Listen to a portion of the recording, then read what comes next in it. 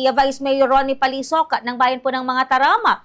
Unang-una po sa lahat, Vice, isang mapagpala magandang araw po sa inyo. Napapanood po kayo at napapakinggan sa ating programang Bombohanay Dugtong.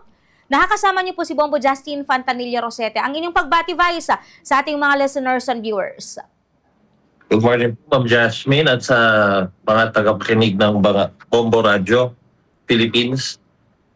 Yes po. Vice, si Bombo Justin po ang inyo pong nakakasama ngayong araw na ito. First of all, Vice Mayor, ano po yung napagkasunduan ng Sangguniang Bayan dahilan para po magdeklara under state of calamity ang inyo pong bayan? Well, first and foremost, we received a letter coming from the mayor. Nakatanggap po kami ng sulat galing ho sa ating mahal na Mayora Jensen Viray na kailangan po natin mag-declare ng state of calamity sa kadahilanan na meron na po kaming 9,580 families affected. And when it comes naman po sa ating individuals, more or less po, nasa 30,847 naman po ang affected families na po natin.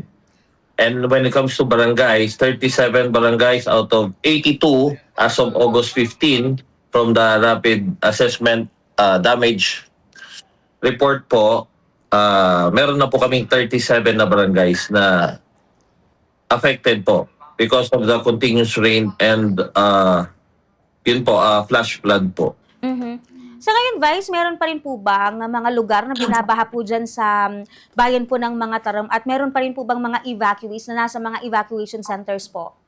Yes, ma'am. Marami pa rin po kaming evacuees ngayon. Nandito po sila ngayon sa mga evacuation center. At yung mga barangay hong nasabi namin, yung iba pa ho sa kanila ay isolated. Kaya minabuti na po namin ideklara yung state of calamity. Yes po. Vice, may we know, ano po yung mga barangay na labis na naapektuhan, especially nitong mga pagbaha? Kasi may mga nakikita rin po tayong video from our mga kababayan po dyan sa mga Taram at nakita po natin na may kataasan po yung mga naranasang pagbaha po dyan over the past few weeks and days po. Yes, ma'am. Mostly, those are the barangays that are near the Agno River. Yung po yung Sitio Bambantot ng Bunlalakaw, Sitio Vergara ng Barangay Bugtong Silag.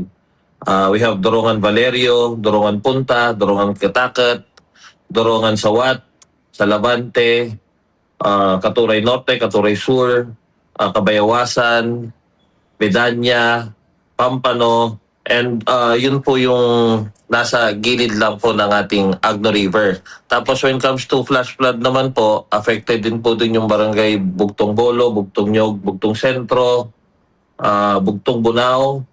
Then, same thing with Barangay Kabaruan, Suaco, and Barangay Talugtog po.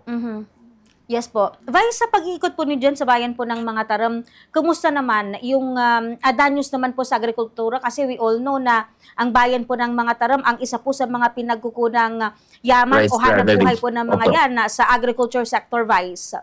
When it comes to Western Pangasinan po, kami po yung #1 rice producing town po dito. And more or less, the report coming from the MAO as of August 15 po is around roughly 40 million pesos worth of crops are already damaged. So, yun po, medyo malaki-laki po yung nasubmerge po kasi ng mga farmlands natin. Kaya expected ho natin na bababa ho yung yield or if not, damage po yung crop ng ating mga farmers po dito sa bayan.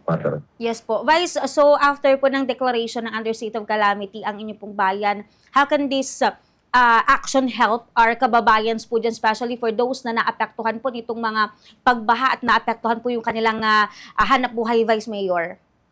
Actually po, since nag-start po yung habagat natin, continuous po yung local support po from the local chief executive, yung pagbibigay ho ng pagkain sa ating mga evacuees, breakfast, lunch, and dinner.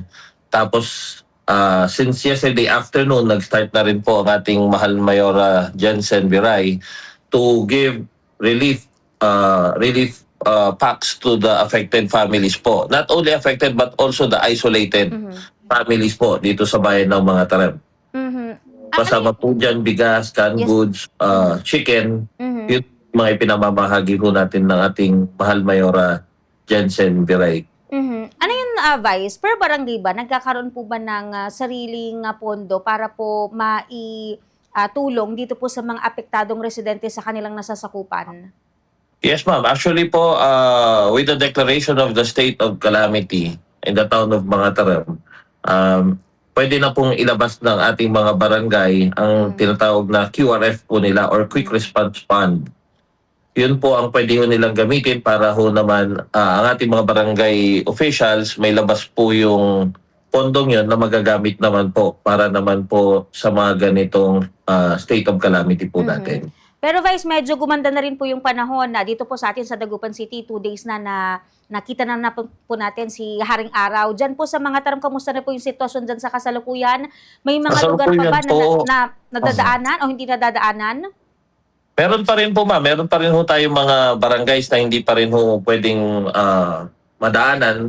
Yung tulad po nun yung Bugtong Nyog going to Pampano or Riverside ho namin, that we have to kailangan pa ho namin umikot from the town of Bayambang para lang makapunta sa mga barangay hong yun na nasabing nasa gilid ho ng Agno River po, ma'am.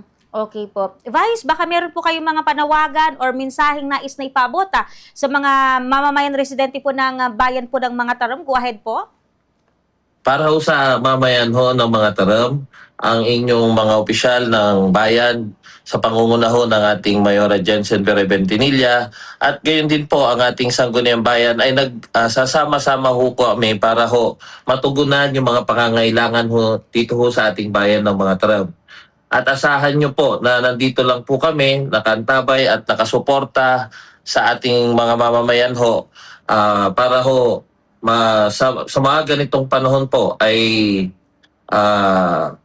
matulungan po namin sila at at the same time po after naman po ng ganitong pagkakataon ay makarecover ho yung ating mga kababayan ho sa ganitong kalamidad. Yes po. Vice Mayor Ronnie Palisok, maraming salamat sa paglalaan po ninyo ng inyong oras sa ating palatuntunan. Ingat po kayo dyan, Vice, and God bless po. Thank you, Ma'am Jasmine, and mabuhay din po ang Bombo Radio Philippines.